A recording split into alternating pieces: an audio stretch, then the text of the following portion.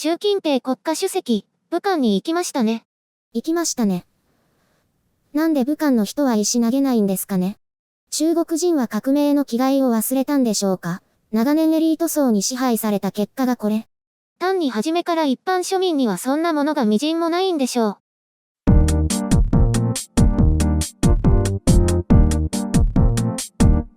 韓国の首都ソウル黒部にある地上19階地下6階のビルの11階で集団感染が発生し、これが大規模化するのではないかとの懸念が出ています。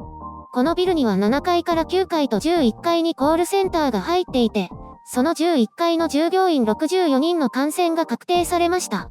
その後検査は進み、従業員と濃厚接触者合わせて96人の感染が確認されています。コールセンターのオフィス内では、近接した距離に従業員が並び、マスクを外して電話応対するため感染が広がったものとみられています。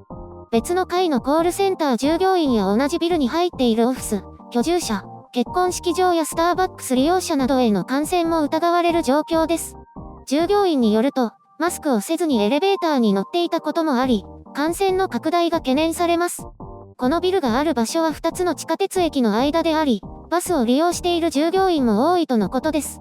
感染経路については現在のところまだ明らかになっていません。韓国では今週に入って集団感染が広がったテグとキョンプクでの新興宗教団体関連の調査が終わり、新規感染者数が減少傾向で明るい兆しが見えてきたところでした。しかし今回、首都ソウルで起こったこの集団感染から新たな集団での感染が発生し、さらに拡大していかないかが大きな懸念となっています。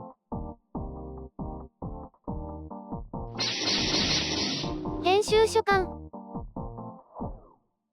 日本では屋形船やライブハウスといった閉鎖空間での感染拡大事例がありましたが、今回のコールセンターも非常に気をつけなければならない場所であるということがわかりますね。世界中のコールセンターが警戒しなくてはならないということですし、同様にマスクを外して閉鎖空間で大勢と話しながら働く環境にある場合は細心の注意と個別の対策が必要ということです。コールセンターはその性質上、在宅勤務が難しいということです。顧客情報の管理や通話内容など非常に敏感な情報が多いためとされています。韓国政府は一律に在宅勤務や時間差勤務などを奨励していますが、こうして業態によってはそれが不可能なものもあり、号令を出したからその通りになるというわけではありません。マスクをつけたままでも骨伝導マイクを使用するなどの工夫はできないのでしょうか。音声品質の確保についてはわからないけれども、いずれにせよ安全のためには何かを変えなくてはいけないです。わざわざこんなことを言わなくてもすでに対策済みのところもあるかと思いますが、韓国政府はここのところ、マスク不足から健康な人はマスクをしなくても良いとしていますが、電車やこうした閉鎖空間のオフィスでは健康でもマスクをつけることが感染拡大防止に役立つのは明らかです。エレベーターに関しても同様で、こうした不特定多数の入居者がいる大型のオフィスビルなどでは、搭乗時はマスクをするのが安全かつ感染拡大防止に大きく貢献するでしょう。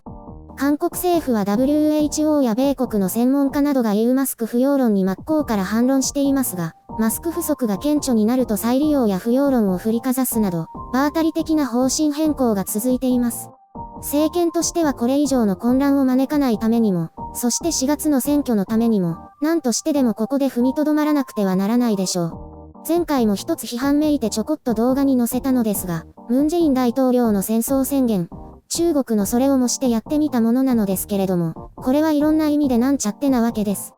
はっきり言って韓国も一向に北が攻めてこないから平和ボケしてしまってるようですね。戦争状態というのが何なのかよくわかっていないようで。ナポレオン以降、戦争が軍人や傭兵たちだけの戦いではなく、国民国家、国の総力戦となったのが近現代の戦争なわけで、これに勝利するには国民の一致団結の力が必要とされるわけです。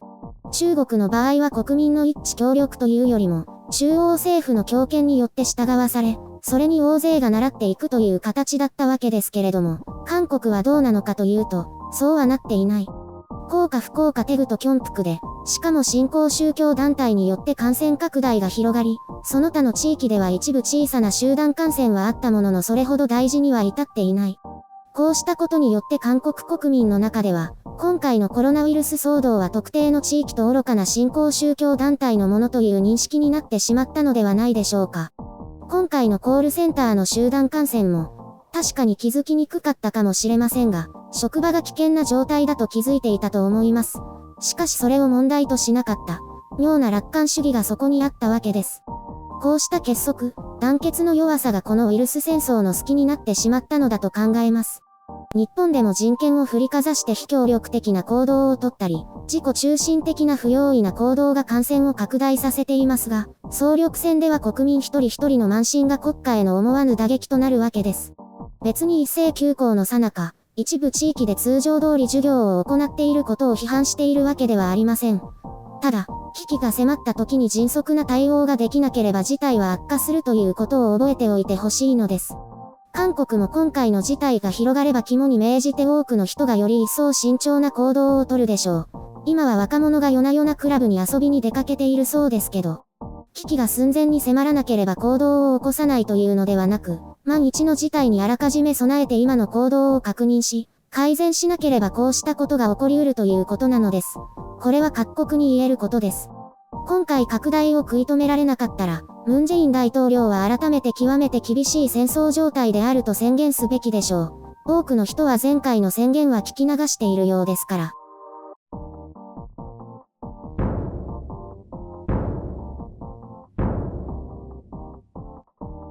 相変わらずイタリア、イラン、その他のヨーロッパ諸国や米国で感染拡大が続く中で、中国に続いて感染拡大が弱まっていた韓国は期待されていたところでしたが、こんな事態になってしまいましたね。そうですね。日本も他に漏れず、今は感染拡大傾向にありますから、韓国の感染者数動向には注目していたんですけれども、これが新たな火種となってソウルや首都圏で感染拡大となると、また新たな困難を迎えることになってしまいます。中国は習近平国家主席が終結宣言を出すなど克服をアピールしていますね。変な動画まで作って、あれはどうなんですかね。麻生副首相が中国の数字は信用できないと話していたそうですけど、私も実は少し気になるんですよね。あれだけ大きな国で散発的に発生していたのがこんなにも早く収まるのかと。だってリスクは常にあるわけじゃないですか。それがこうしてスーッと消えていくものなのか疑問です。中国も検査数を発表していないから、本当に勢いが弱まっているかはわかりにくいですね。かといってメンツだけのために極端に低い数字を発表しているわけではないと思いますが。今度は中国が世界を支援しますみたいなストーリーを描いているみたいですね。ちょっと気持ち悪いですね。中国経済が再び加速することは世界にとっては悪いことではないんですけど、今度はそれぞれの国が回復していかないと世界経済は回っていかないですね。特に米国は懸念されますね。あれは大丈夫なんでしょうか。